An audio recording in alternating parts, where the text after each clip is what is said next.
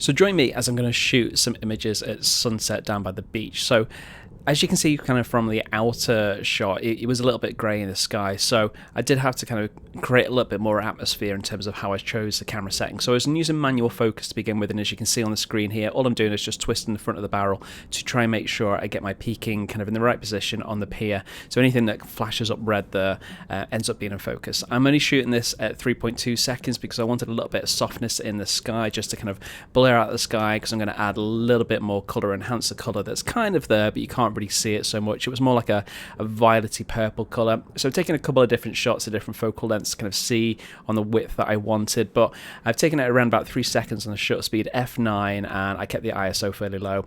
On the front, I think I did have an ND filter, maybe only something like ND8, just to help me with the exposure, because it was kind of dark on the camera, but on the GoPro you can see it looks pretty bright, but it certainly was a lot darker than that, and I wanted that kind of colour to be coming out. So I took a few various different shots, just kind of zooming in, just double checking the focus each time, even though the camera wasn't moving. When using manual focus and shooting at such a distance, it's always worthwhile just making sure that, you know, every shot is as sharp as possible. So if I can, I'm going to zoom in a little bit closer. It's not so easy trying to do this multitasking so you can actually see through the viewfinder, but I don't think you get the best view. But anyway, I went on to edit it, add a little bit more colour, created it into more of a panorama shape, and this is a final image. If you like it, let me know. Follow for more.